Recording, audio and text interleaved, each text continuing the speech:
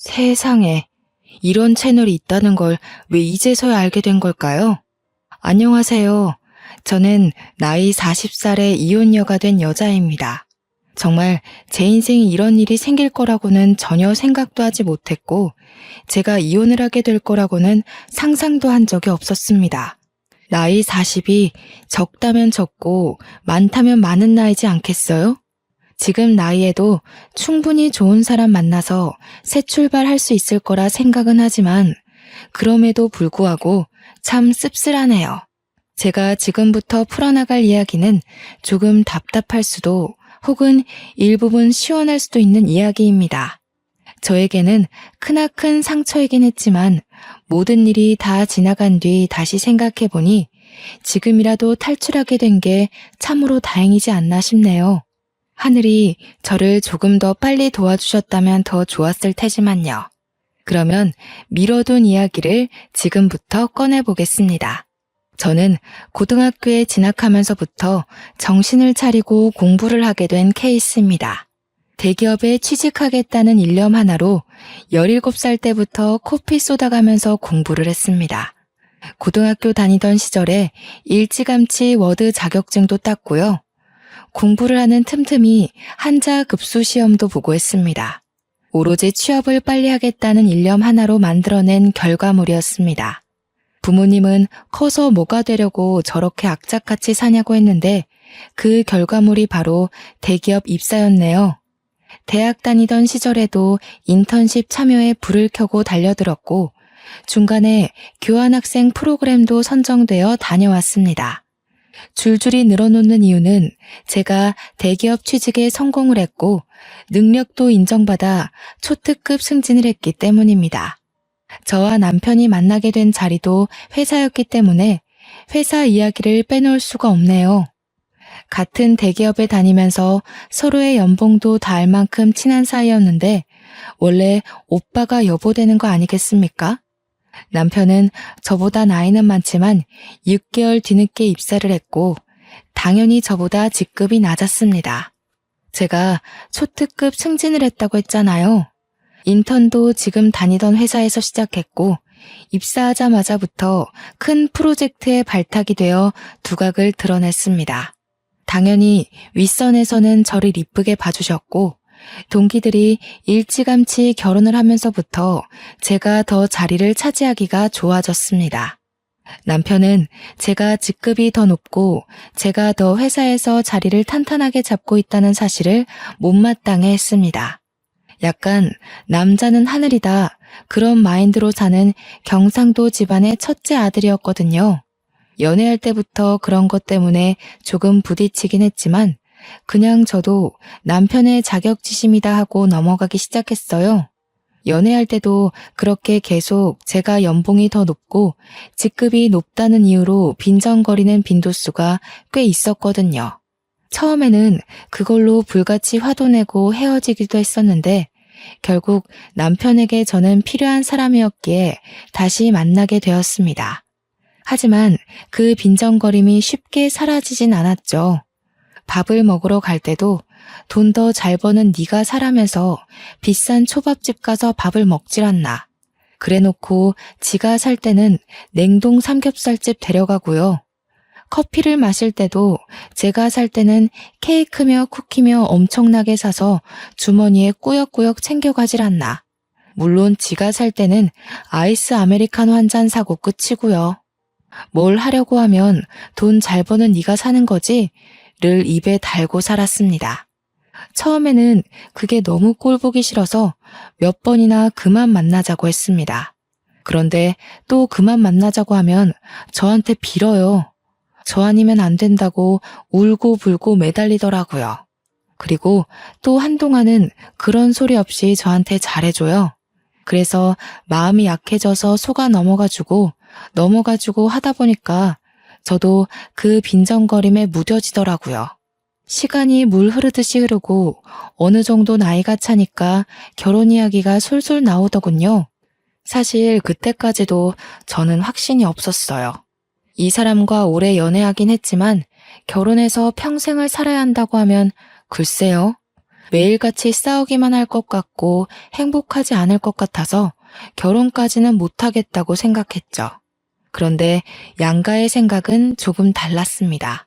시댁에서는 똑 부러지고 할 일 잘하는 제가 꼭 며느리가 되었으면 한다고 몇 번이나 저를 붙잡았고요.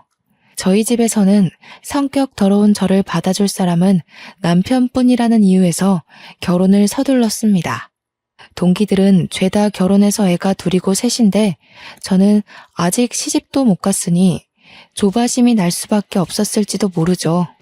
그렇게 제 의사와 상관없이 결혼식 준비가 한창일 때도 남편은 저에게 모든 걸 떠맡겼습니다. 그때 저는 큰 프로젝트의 중심에 있었기에 시간이 매우 부족했음에도 불구하고 남편이 모든 걸 저에게 맡기는 바람에 결혼식 준비까지 해내야만 했어요. 왜 저한테 오롯이 다 맡겼는지 궁금하시죠? 제 취향이 까다롭거나 신부가 제일 빛나야 하는 자리니까 그런 이유도 아니고요. 단지 제가 더 돈이 많다는 이유였습니다. 돈 많은 사람이 결정권을 가져야 편하다고 지는 손 놓고 있었던 거죠. 저는 그런 남편을 전혀 이해할 수 없었고 속으로 정말 욕도 많이 했지만 좋게 생각하려고 노력했습니다. 이미 주위에도 결혼한다고 소문이 다 났고 제일 중요한 회사에서도 소문이 다 났기 때문에 이제 와서 무르기에 늦었다고 생각한 거죠. 저에게도 체면이라는 게 있으니까요. 결혼은 반반 결혼하자고 했더니 대출은 제 이름으로 받자고 하더군요. 이유는 당연히 제가 더 잘 벌기 때문이죠. 소식을 들은 친구들이 제가 아깝다면서 저를 뜯어말리기까지 했습니다. 딱 봐도 생긴 게 좀팽이 같고 속도 좁아 보이는데 그런 지옥구덩이에 가냐고 하면서요. 결혼을 한 친구들은 저에게 평생 비혼으로 커리어 지키면서 살 줄 알았다고 결국 너도 어쩔 수 없이 시집을 가는구나 하면서 안타까워했어요. 그 이야기를 듣자마자 경력 단절이 막 떠오르면서 파혼할까 싶기도 했습니다. 저도 매일 밤잠을 못 잘 정도로 엄청난 고민을 했어요.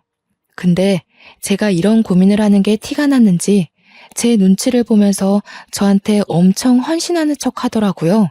평소에도 제 기분이 나빠 보일 때 열심히 옆에서 비위를 맞춰주는 사람이긴 했거든요. 결혼 준비하면서 스트레스 받나 보지 싶었는지 뜬금없이 꽃다발을 선물로 주기도 하고 비싼 레스토랑에 데려가기도 하고요. 평소에는 선물하지 않던 비싼 브랜드의 목걸이도 선물을 해주더군요. 솔직히 그런 선물 받으니까 싫진 않았어요. 부모님 말씀대로 제 성격을 이만큼 받아줄 사람이 어디 또 있겠냐 싶기도 하면서 그냥 다들 이렇게 살겠지 하는 마음으로 결혼식까지 진행했습니다. 결혼식을 진행할 때부터 맡고 있던 프로젝트에 갑자기 스폰이 붙으면서 점점 규모가 커졌어요. 정말 신혼이라는 걸 까먹을 정도로 바빠서 회사에서 숙식을 해결해야 할 때도 있었습니다. 야근은 밥 먹듯이 하고 주위에서도 기대감이 엄청나게 컸습니다. 남편은 제가 집에 들어오지 않는 것에 대한 불만보다 제가 그 큰 프로젝트의 주축이라는 걸 더 고가워했어요. 이제 혼인신고도 했겠다. 저에 대한 자격지심을 숨기지 않고 드러냈습니다. 그게 불과 결혼한 지 3개월 만에 일어난 일이었습니다. 8개월간 이뤄진 큰 프로젝트는 엄청나게 성황한 채로 끝났습니다. 그래서 저는 성과급도 정말 상상할 수 없을 정도로 많이 받았고요. 승진 자리도 내정되었다는 소리를 들을 정도로 축하를 받았습니다. 당연히 임원급 사람들에게 들은 이야기였기에 제 승진에 토를 달 사람은 한 명도 없었습니다. 그런데 그 이야기가 남편의 부서까지 흘러들어갔고 직원들이 남편에게 축하한다고 했나 봐요. 성과급도 많이 받고 승진까지 따놓은 당상이라며 결혼하고 아주 잘 됐네. 이런 식의 칭찬이요. 자격지심이 강한 남편이 그 소리를 과연 곱게만 들었을까요? 그날 이후로 남편은 집에서든 회사에서든 저를 경쟁의 상대로 보는 건지 뭔지 저에게 아주 기분 나쁜 티를 팍팍 냈습니다. 예를 들면 회사 일에 미쳐서 집안일은 전혀 돌보지 않는다고 이야기를 하질 않나? 시댁에 전화 걸어서 제가 밥 한 끼 안 차려준다고 욕을 하질 않나? 하면 시모가 저한테 전화해서는 진짜 결혼해서 밥 한 번 안 차린 게 맞냐고 물어보기까지 했어요. 아니, 회사 일이 바쁜데 어떻게 합니까? 저는 정말 제 명예를 위해서라면 어떤 일이든 해낼 수 있었거든요. 고등학교 입학할 때부터 목표에 두었던 대기업 입사였는데 당연히 밥 차릴 시간에 프로젝트 하나 더 따낼 생각을 해야 되지 않겠어요? 저는 남편에게도 솔직하게 이야기했어요. 나에게는 뚜렷한 목표가 있고 그걸 해내기 위해서는 밥 차리는 시간까지 모조리 회사에 쓰고 싶다고요. 남편은 대인배인 척 알겠다고 했지만 그걸 빌미로 시댁에 저를 욕하고 싶었던 거였겠죠. 저는 시댁에 제 욕을 했다는 것 자체를 이해하지 못했고 그걸로 남편과 저는 조금 싸우게 되었습니다. 한창 좋아야 할 신혼에 부부싸움이 잦으니 정말 지치더라고요. 결혼한 지 6개월도 안 돼서 이혼하는 부부도 있나 인터넷에 검색까지 해봤다니까요. 그렇게 서로 마주보고 밥도 안 먹고 지내기를 반복하다 남편이 저에게 이야기를 좀 하자고 하더군요. 그래서 못 이기는 척 화해를 해야겠다 싶었는데 남편은 저에게 아주 기가 막힌 이야기를 했습니다.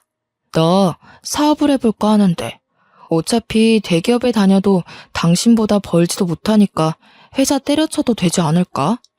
당신이 버는 돈이면 우리 둘 먹고 사는데 문제 없으니 더 늙기 전에 도전하고 싶어. 그게 무슨 귀신 씨나라 까먹는 소리야? 지금 우리가 대기업에 다니고 둘 다 맞벌이를 하니까 돈도 모으고 대출도 갚고 안정적인 거지. 당신이 여기서 그만두면 우리 당장 대출 갚는 것도 힘들어질 텐데. 저는 남편을 뜯어 말려야만 했습니다. 객관적으로 보나 주관적으로 보나 남편은 그냥 남 밑에서 시키는 일이나 잘하고 사는 게 적성에 맞는 사람이거든요. 프로젝트에 투입되었다가 이리 끌려다니고 저리 끌려다녀서 잘린 것만 2번 봤는데 뭘 믿고 사업을 한다는 건지. 솔직히 사업을 한다 치면 저 같은 사람이 하는 게 더 어울리거든요. 제가 반대를 하고 나서자 남편이 또 뾰루퉁한 얼굴이 되길래 일단 구체적인 사업 계획이나 들어보자 했습니다. 이 사이트 보이지? 이게 중국에서 운영하는 사이트인데 도매 물건들을 파는 곳이야. 중국에서 싼 값에 물건을 사와다가 우리나라에서 파는 거지. 근데 처음부터 재고를 많이 가져올 필요도 없어. 도매면 보통 최소 수량이 100개, 1000개 이러지 않아? 근데 이 사이트는 10개만 사도 돼. 매장이나 이런 데서 팔겠다는 건 아니고 나도 인터넷 사업장에서 인터넷 쇼핑몰 오픈하면 잘 될 것 같아. 요즘은 SNS 홍보도 하고 하니까 재고 떠안을 필요도 없고 괜찮지 않아? 이야기를 듣는데 사업 계획이 꽤 구체적이더라고요. 은근히 빈틈이 많은 사람인데도 사업 계획에 크게 빈틈도 없었고 배송 문제는 자기가 알아본 게 다 있다고 하더군요. 그러면서 도매 가격에 몇 %를 더 얹어서 팔면 순이익이 얼마가 난다면서 계산까지 척척 하는데 괜찮겠다 싶었어요. 상품은 어떤 걸로 할 건데? 요즘 트렌드에 맞추려면 보는 눈이 꽤 좋아야 할 텐데. 제 말이 끝나기 무섭게 남편이 봐둔 상품이 있다면서 저에게 이것저것 보여주는데 SNS에서 많이 보이는 디자인의 식기부터 옷까지 여러 종류가 있었어요. 젊은 사람들이 트렌디하게 좋아할 법한 아이디어 제품들도 여럿 있었고요. 저는 남편에게 괜찮겠다고 이야기를 하니 남편의 얼굴이 눈에 띄게 밝아졌습니다. 하지만 처음부터 올인해서 매달리는 것에는 반대를 했어요. 남편을 차근차근 설득하기 시작했습니다. 상품들이 전부 좋다. 가격도 좋고 국내 인터넷 쇼핑몰에서 판매했을 때 가격도 나쁘지 않은 것 같다. 하지만 처음부터 주문이 많이 들어올 거라는 생각은 들지 않으니 회사를 다니면서 차근차근 해보자. 이렇게 이야기를 하니 남편도 수긍을 하더라고요. 자기도 집 대출 갚고 생활비 생각하면 당장 회사를 그만두는 건 아니다 싶었는지 회사를 다니면서 사업자를 내서 해보겠다고 했습니다. 그렇게 남편에게 나름 용기를 북돋아주고는 저희도 화해를 했어요.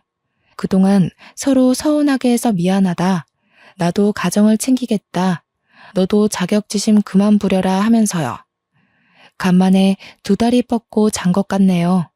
그렇게 남편은 평일에는 회사 일을 보고 주말에는 상품을 떼와서 이리저리 촬영도 하고 인터넷 쇼핑몰을 오픈해서 물건을 올리기 시작했습니다.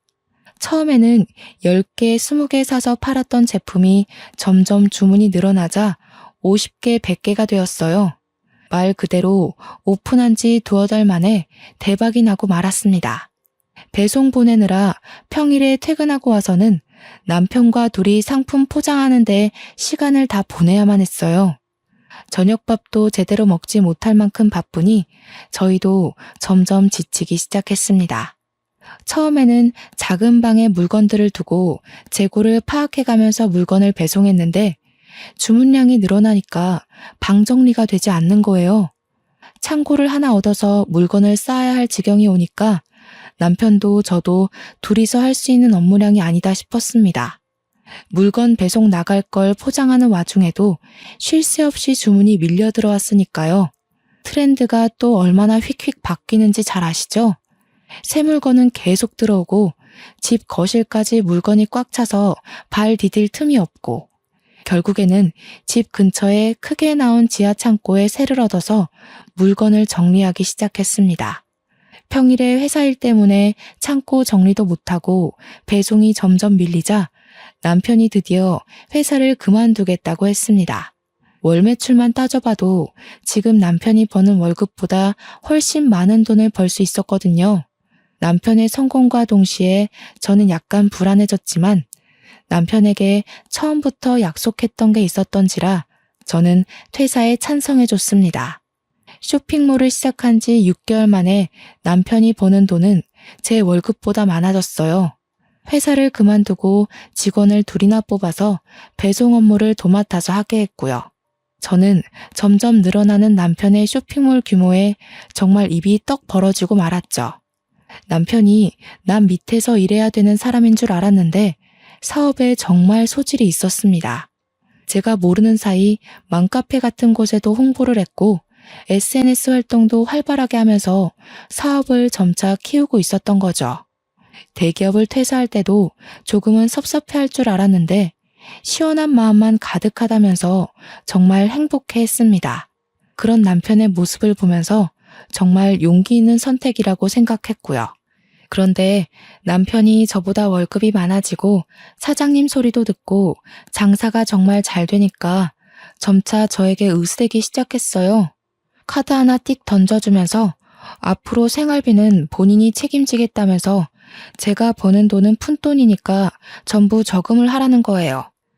은행에 가서 펀드 가입도 하나 하고 적금도 들으라고 종용했어요. 그러면서 자동이체까지 걸어버리고 저한테 앞으로는 가계부도 쓰고 버는 돈 전부 모으고 있는지 확인하겠다고 저를 올가매는 거예요. 그 전까지는 제가 버는 돈이 더 많으니까 제가 옷을 사거나 가방을 사는 것에 뭐라고 한마디도 못하더니 월급이 역전되니까 저한테 그런 거 하나하나 허락받고 사라고 간섭을 하는 거죠. 하지만 저희도 대출금도 갚아야 하고 나중에 아이도 가질 계획이었으니까 돈을 모아야 한다고 생각은 했어요. 그래서 남편 말도 일리가 있다고 생각하고 돈을 모으기 시작했습니다. 본인이 받은 퇴직금은 투자를 하겠다며 주식에 다 쏟아부었습니다. 저는 그 돈으로 차라리 사업을 더 키워보라 했지만 지금도 충분히 버는데 더 키워봤자라며 제 말을 무시하더군요. 솔직히 저는 주식이 좀 무서웠거든요. 한 방에 돈을 다 잃어버릴 수도 있으니까요. 남편은 은근히 투자에 눈이 밝은 사람이었어요. 저를 은행에 데려가서 펀드 계좌를 만들게 했을 때는 손해가 날 수도 있다고 해서 겁먹었는데 남편이 골라준 종목마다 다 오르더군요. 남편의 퇴직금으로 쌓아올린 주식도 꽤 수익이 났다고 했어요. 제가 눈으로 직접 본 건 아니니까 진짜인지 아닌지는 모를 일이지만요. 그래도 똑부러지게 잘하니까 저도 점차 남편에게 의지하기 시작했습니다. 그러던 어느 날 남편이 직원 2명으로도 물건이 감당이 안 된다면서 직원을 더 늘리겠다고 하더군요. 원래 저와 일일이 상의하던 사람이었는데 장사가 잘 되고 주위에서도 사장님, 사장님 하니까 이제는 일방적인 통보를 했어요. 어차피 제 사업 아니고 저는 대기업에서 여전히 일을 하고 있었기에 서운하진 않았지만요. 처음에는 시부와 시모도 남편을 도와서 배송 물건을 포장하고 했었는데 자꾸 실수를 하신다는 거예요. 저는 그래도 시부모에게 용돈 줄 명분도 생기고 천천히 확인하면서 일하면 되지 않냐고 시부모랑 함께 하라고 했어요. 근데 남편이 저에게 버럭 화를 내더라고요. 우리 부모님한테 내가 용돈 주겠다는데 너 지금 그거 고가워서 우리 부모님 일 시키려고 하는 거냐고요. 저는 그런 뜻이 아니라고 이야기했죠. 어차피 퇴직하셔서 심심하실 텐데 아들 사업도 도와주고 같이 있는 시간을 늘리면 서로에게 좋지 않겠냐고 했는데도 남편은 제 말을 듣지 않았어요. 그저 시부모를 부려먹지 못해서 안달난 며느리처럼 저를 바라보았습니다. 억울했지만 뭐 어떻게 하겠어요. 자기 사업이고 자기가 알아서 하겠다면서 저를 완전히 배제시키는데요. 그러더니 새 직원을 뽑았다고 하더군요. 어린 여자애 하나와 군대 다녀온 남자애 하나였어요. 남자애는 물건 정리하고 재고 관리하고 배송 업무만 도와주러 오시는 아줌마 셋과 함께 포장 업무를 했고요. 여자애는 사무실에서 주문도 받고 문의글 같은 거 답변도 해주고 전화 상담도 하는 그런 업무를 도맡아 한다고 했어요. 남자 직원은 창고에 상주했고 남편이랑 여직원은 칸으로 나눠진 사무실에서 컴퓨터 업무를 본다고 했습니다. 포장 직원 아줌마들도 매일같이 와서 3, 4시간씩 포장을 할 정도였으니 규모가 정말 커지긴 했죠. 저는 그 와중에 회사 업무를 봐야 하니까 일일이 신경을 쓰지 못하고 있었어요. 대기업이라는 게 그렇게 녹록지 않거든요. 제가 딴짓할 수 있는 시간을 전혀 주지 않았기에 저는 평일에 월차를 내지 않고서야 남편 사무실에 가볼 수가 없었죠. 그리고 남편은 제가 일단 남편 사업장에 가서 참견하는 행위 자체를 싫어했습니다. 직원들을 새로 뽑고 몇 개월이 지나서 제가 회식이라도 해야 되는 거 아니냐고 퇴근하고 들리겠다고 하니까 완전 반대를 하더군요. 사장이 있는 것도 눈치 보일 텐데 사장 부인까지 온다고 하면 애들 기죽는다고요. 아니 뭐 제가 애들 잡아먹는 것도 아닌데 그렇게 말하니까 좀 그렇더라고요. 제 월급을 전부 적금과 펀드에 쏟아붓고 있었잖아요. 그러다 보니 제가 성과급을 받지 못하면 개인적으로 쓸 수 있는 돈이 없더라고요. 이미 예전부터 모아두었던 돈은 집 대출금 갚는 데 쏟아부었고 이전에 받은 성과급으로는 이미 가방도 사고 부모님 용돈도 드렸고요. 회사 일에 매진해봐야 월급 통장으로 돈이 들어오면 전부 다른 계좌들이 퍼가요 하니까 제 개인 돈이 없는 거예요. 있는 거라곤 달랑 남편이 준 카드 하나뿐이었어요. 그래서 어쩔 수 없이 남편 카드로 팀원들한테 커피를 하루 쏜 적이 있었어요. 제가 써야 할 차례이기도 했고 제 승진이 코앞이었던 터라 기분 낼 겸 썼습니다. 그런데 카페에서 5만 원 정도 긁고 나니까 남편한테 바로 전화가 오는 거예요. 무슨 카페에서 뭘 먹었길래 5만 원씩이나 나오냐고 저한테 잔소리를 막 하는 거 있죠. 저는 너무 당황스럽고 또 한편으로는 수치스러운 마음이 들었어요. 제 한 달 월급이 600만 원이거든요. 남편이 버는 돈은 정말 1000만 원 가까이 되고요. 근데 고작 5만 원어치 커피 사 먹었다고 바로 전화해서는 잔소리를 퍼붓다니. 결혼하고 나서 비상금 한 푼 모아둘 생각 안 한 제가 너무 바보같이 느껴졌습니다. 그렇다고 제가 집에서 놀고 먹으면서 남편 카드 쓰는 그런 사람도 아니고 저도 사회생활을 하는 여잔데 저한테 5만 원 가지고 그렇게 치졸하게 굴 거라고는 생각도 못했어요. 점점 제 입지가 좁아지는 듯한 느낌도 들고 저도 결국 대한민국의 남편 눈치 보는 며느리가 되는 건가 하는 생각도 들었고요. 근데 거기서 끝나지 않고 남편이 갑자기 대기업 다니던 시절을 들먹이면서 자격지심을 또 부리는 거예요. 그깟 회사 다니면서 너한테 굽신거렸던 거 생각하면 열불이 뻗친다나 뭐라나. 진즉 사업을 했으면 그때 너한테 그렇게 수그릴 필요도 없었는데 이러면서 저한테 그 월급 받아서 뭐 할 거냐고 하더라고요. 고작 600만 원 벌면서 언제 벌어서 언제 쓰냐고. 저는 진짜 그 말을 듣는데 아니 이 사람이 돈 좀 번다고 이렇게 달라질 수 있나 싶었습니다. 사업 시작한 지 1년도 안 된 사람이 너무 기고만장하다는 생각이 들었어요.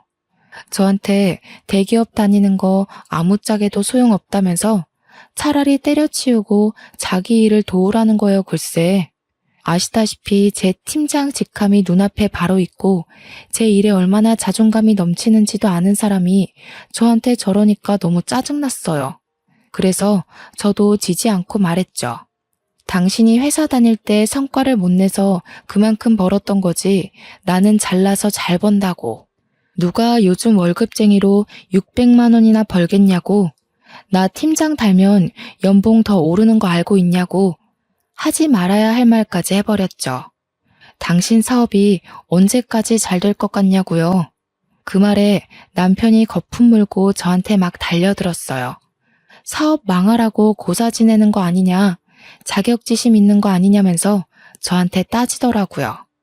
자기 사업 잘 되니까 배 아픈 거냐면서 애초에 사업 못하게 하려던 것도 저한테 굽신거리는 꼴, 평생 보고 살고 싶어서 그러는 거 아니냐고. 아니, 제가 사업이 잘 될지 안 될지 어떻게 알고 그런 생각을 하겠어요?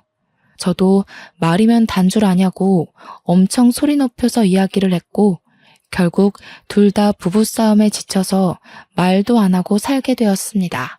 여자가 말이야, 남편 사업장 돕는 게 내조야 내조. 언제까지 그 사업이 잘 되기만 할 것 같아? 당연히 고정 수입이 있어야지. 누구 하나가 잘 벌고 못 벌고가 중요한 게 아니라 어쨌든 먹고 살아야 할 고정 수입은 필요하지 않겠냐고. 내가 생활비도 넉넉하게 주고 있잖아. 카드 하나 던져주고 내가 뭘 사 먹는지까지 일일이 체크하면서 뭘 넉넉하게 준다는 거야.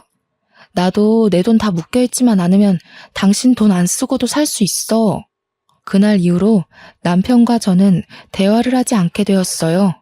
어차피 입을 열어봐야 서로 상처 주는 대화만 하게 되었으니까요.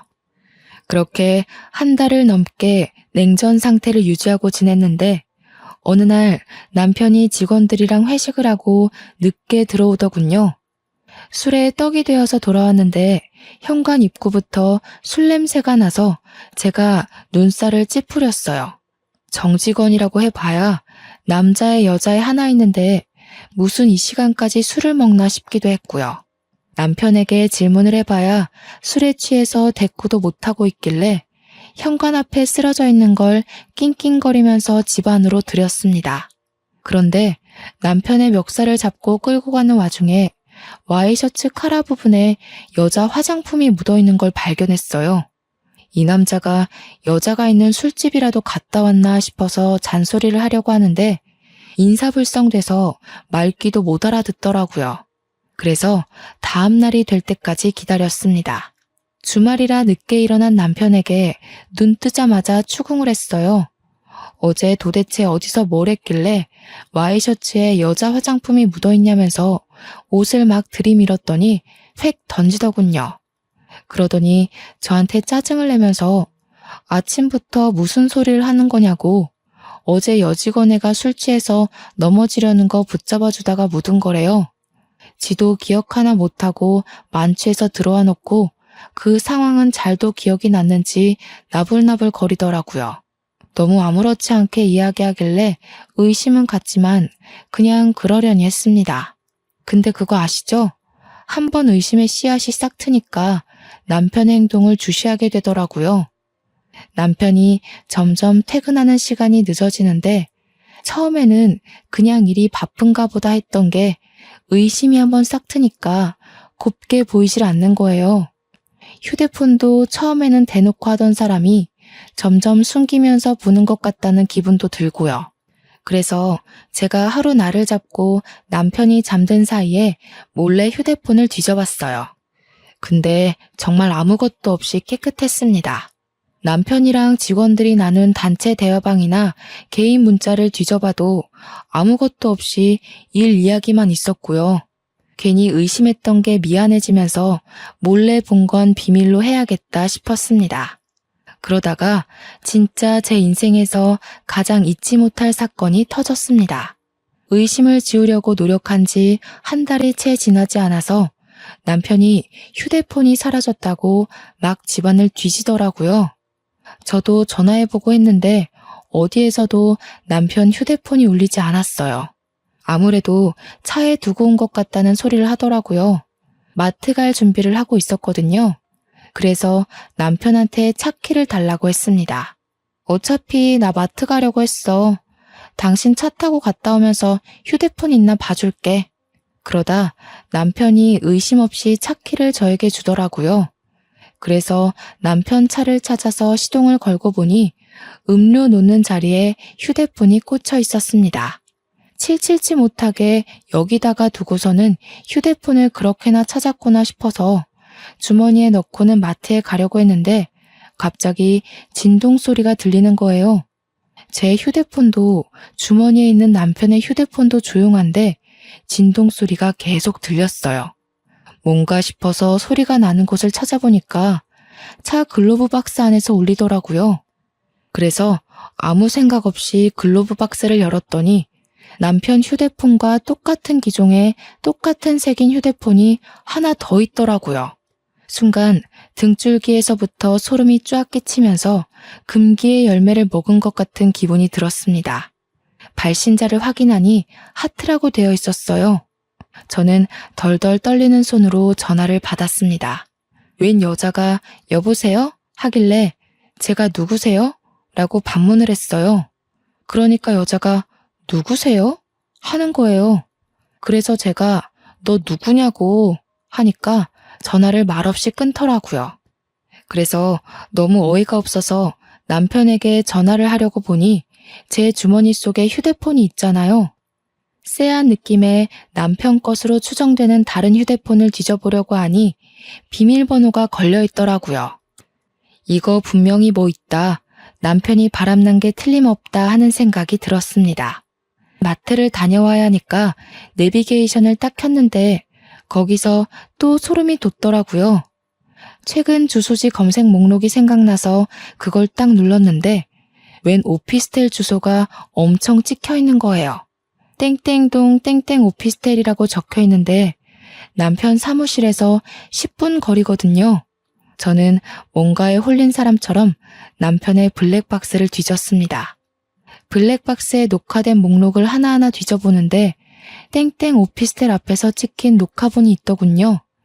숨죽여서 화면을 제 휴대폰으로 하나하나 녹화하기 시작했어요. 남편이랑 여자가 오피스텔로 들어가는 모습 전부를 날짜까지 정확하게 보이게 찍었습니다. 찍는 내내 손이 어찌나 떨리고 호흡이 가빠지는지 결혼할 때부터 할까 말까 떠밀리듯 결혼한 남편이었지만 바람을 핀다는 게 확실해지니 정말 깊은 배신감이 들었어요. 증거를 나름 수집해놓고 마트에 가서 정말 아무 생각 없이 장을 보고 집으로 돌아와 남편에게 주머니에 있던 휴대폰을 주었습니다. 그랬더니 남편이 차에 있었냐고 하더라고요. 차에 있었어. 근데 휴대폰이 하나 더 있더라? 하트한테 전화 왔는데 내가 받았어. 그러자 남편 얼굴이 갑자기 딱딱하게 굳으면서 아무 말도 못하더라고요. 이 인간 나한테 딱 걸렸다 하는 생각이 들었죠. 근데 갑자기 표정을 싹 바꾸더니 무슨 소리냐고 웬 하트? 이러는 거 아니겠어요? 얼마나 가증스럽던지. 정말 코웃음이 뻥 하고 나올 것 같았습니다. 저는 글로브 박스에서 발견한 휴대폰도 남편에게 던졌어요. 그러자 남편이 빼도 박도 못한 증거를 들킨 것처럼 휴대폰을 양손에 쥐고 아무 말도 못하더라고요. 그 여자 누구야? 당신 회사 여직원이야? 그래서 오피스텔에 살림 차렸어? 땡땡동 땡땡 오피스텔에. 당신이랑 여자랑 들어가는 거 다 찍혔더라. 블랙박스까지 이미 다 확인하고 오는 길이니까 변명할 생각 하지 마. 오해야. 그리고 그걸 뒤져보긴 왜 뒤져봐? 당신 무슨 의부증 있어? 남의 사생활을. 부부끼리 사생활까지 존중해줘야 하는 거야? 그 사생활이라는 게 바람인 거고 내가 어디까지 눈 감아줘야 하는 건데 말해봐. 제 말에 남편이 아무 소리 못하고 부들부들 떨더라고요. 바람 필 때는 좋아서 몰랐겠지만 걸리고 나니까 이제 와서 후회라도 하는 건지 뭔지. 그런데 남편이 갑자기 한숨을 내쉬더니 오히려 당당하게 나오는 게 아니겠어요? 야, 남자가 사업하고 돈도 좀 벌고 하면 바람도 한 번쯤은 필 수도 있는 거지. 그거 실수잖아. 실수 한 번을 용서 못 해줘? 그냥 그런가 보다 하고 넘어가는 미덕도 없냐 너는? 네가 뭐 어떻게 할 건데? 나랑 이혼이라도 하게? 지금 그걸 변명이랍시고 입 밖으로 내뱉는 거야? 바람이 실수라고? 나도 실수해도 되는 거야? 너랑 나랑 같냐? 꼴랑 500만 원 좀 넘게 벌면서 내가 턱턱 가져다 주는 돈 없으면 어떻게 살려고 그래? 그렇게 말하는데 정말 개구리 올챙이 시절 생각 못한다는 말이 딱 떠오르더라고요. 여자 혼자 사는데 월 500에서 600만 원이면 당연히 배부르게 먹고 살 수 있다는 생각은 왜 못하는 걸까요? 그리고 지 대기업 다닐 때 저보다 훨씬 못 벌었었거든요. 혼자 살면서 그 정도 월급이면 떵떵거리면서 살 수 있는데 지가 지금 버는 돈에 심취해서 저를 깎아내리니 너무 짜증났습니다. 바람은 둘째치고 저런 마음을 가진 사람과 살아야 한다는 게 개탄스러웠어요. 어차피 한순간 지나가는 바람이야. 내가 알아서 정리하고 올 테니까 그냥 그때까지만 냅둬. 내가 미쳤냐? 한 번 바람핀 인간은 두 번, 세 번 계속 바람피면서 살게 돼 있댔어. 그냥 이혼해. 내가 뭐가 아쉬워서 너 같은 인간이랑 같이 살아? 누가 아쉬울 것 같아? 아쉬운 건 너지. 내가 벌어다 주는 돈 없으니까. 너같이 대기업 다닌답시고 일에 미쳐서 남편은 신경도 안 쓰는 여자 나도 필요 없어. 네가 내조를 하기를 해, 살림을 하기를 해? 나도 너랑 이혼하는 게 마음 편해. 저도 같이 달려들어서 남편한테 싸댔어요. 위자료 톡톡히 준비하라고, 바람난 주제에 말이 많다고, 시댁이나 친정이 알아서 이야기하라고, 네가 바람나서 헤어지는 거라고 물고 늘어졌죠. 집은 제 이름으로 대출받았던 거고 갚아야 할 돈도 이제 멀지 않았기 때문에 위자료인 셈 치고 제가 들고 간다고 했어요. 머릿속으로 계산기 좀 두드려보는 것 같더니 지 손해는 아니다 싶었는지 그렇게 하고 깔끔하게 이혼하자고 하더라고요. 월급쟁이 불쌍해서 자기가 1, 2억 정도 인심 쓰듯이 주는 셈 치자고요. 끝까지 그 잘난 사업장 얼마나 가나 지켜본다 했죠. 그 여자는 제 생각대로 회사 여직원이었어요. 나이도 고작 20대 중반이던데 어쩌다 16이나 차이 나는 남자한테 빠져가지고 그렇게 인생을 망치는지. 그래도 제 업보다 생각하고 살아야죠. 유부남 꼬셔서 살림까지 차린 건데 근데 저는 그냥 넘어가면 안 되지 않겠어요? 남편과 협의이혼 도장 찍고 아파트까지 다 넘겨받은 이후에 상간녀 소송부터 걸었습니다. 증거야 뭐 블랙박스면 충분하다고 하더군요. 거기다가 제가 그 불륜 남녀들의 휴대폰 수사까지 맡기면 증거야 차고 넘칠 거라고 했어요. 제가 상간녀 소송을 걸고 뒤늦게 남편이랑 상간녀가 송달을 받았는지 전 남편이 저에게 전화가 와서 그 소송 뭐냐고 화를 내더라고요. 상간녀 소송이 상간녀 소송이지 뭐긴 뭐겠어. 저는 그 한마디 날려주고 두 연놈들의 번호를 차단해버렸습니다. 당연히 증거가 충분했기에 소송에서 저는 이겼고 위자료로 2천만 원을 받게 되었습니다. 물론 그 돈도 남편의 주머니에서 나온 돈이었겠지만 속은 시원하더라고요. 승소문을 프린트해서 그 동네 오피스텔이랑 상간녀의 본집 주소지 근처에 죄다 뿌려버렸습니다. 인터넷에 찾아보니 명예훼손으로 걸려봐야 처음에는 벌금 몇십만 원이 전부라고 하더라고요. 게다가 상간녀 아버지가 교육자라고 했으니 타격은 더 클 거라고 생각했거든요. 그래서 그 학교까지 수소문해서 주변에 죄다 뿌려버렸습니다. 당연히 동네고 어디고 죄다 소문이 났을 거고 얼굴을 들고 다니지 못할 만큼 수치스러웠을 거예요. 저는 당연히 명예훼손에 걸렸고 벌금형을 받았습니다. 100만 원에 속은 엄청나게 시원해졌으니 아깝지 않았습니다. 주위 눈치 보면서 상간녀로 평생 사는 게 얼마나 힘들겠어요. 남편이랑 오래 만나봐야 얼마나 더 만날 수 있겠나 싶더라고요. 근데 더 속 시원한 건요. 우리나라랑 중국이랑 문제가 생겨서 중국에서 수출기를 닫아버린 사태에서 찾아왔어요. 수출길이 막히니 남편 사업장에도 당연히 차질이 생겼죠. 물건이 바로바로 들어와야 하는데 물건은 들어오지 않고 차일피일 배송 일자만 미루게 된 거예요. 주문이 들어왔으니 고객들은 돈을 다 냈는데 물건은 3주가 지나도 도착을 안 하니까 어떻게 됐겠어요?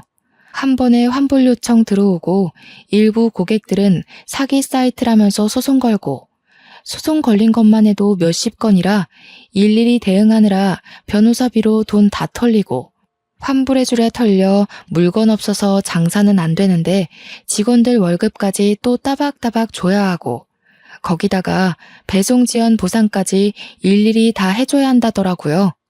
인터넷에는 남편 쇼핑몰이 배송도 안 해주는 사기 쇼핑몰이라고 올라와서 회원들도 우수수 탈퇴하고 벌금 내고 소송 걸리고 전 남편은 거의 회생 불가 수준으로 쫄딱 망해버렸다고 하더라고요. 망하자마자 당연한 수순으로 상간녀도 잠수 탔다고 하대요. 하필이면 그 오피스텔도 상간녀 이름으로 얻었던 거라 그나마 보증금도 털려버리고요. 이 이야기를 어떻게 알았냐고요? 전 남편이 저한테 전화해서는 막 울면서 이야기를 다 해주더라고요. 차단해놨더니 다른 번호로 전화해서 한 번만 용서해달라고 울고 비는데 저보고 그동안 적금이랑 펀드 투자했던 거 많이 오르지 않았냐고 목돈 됐을 것 같다며 아파트 값도 많이 올랐던데 합치면 안 되겠냐요. 제가 미쳤나요? 그딴 새끼랑 다시 살게. 꺼져. 나도 10살 어린 파릇파릇한 연하남 만나서 행복하게 살 거니까. 너는 너대로 알아서 인생 잘 헤쳐가면서 사세요. 그러고 전화 끊고 바로 차단도 해버렸습니다. 그 이후에 연락이 왔는지 안 왔는지도 모르겠네요. 팀장 달고 새 명함 나오자마자 휴대폰 번호도 바꿔버렸거든요. 지가 생각해도 양심 없을 테니 전화는 안 했길 바랍니다. 지금 저는 정말 탄탄대로 잘 밟아가면서 팀장으로서 팀원들 잘 챙기면서 지내고 있어요. 전 남편에게 후원장담했던 것처럼 연하남과 썸 타면서 지내고 있네요. 돌싱이 되어버리긴 했지만 앞으로의 인생은 행복한 일만 가득할 거라 상상하면서 오늘 하루를 마무리 짓습니다. 여러분도 즐거운 인생 사시길 바랄게요.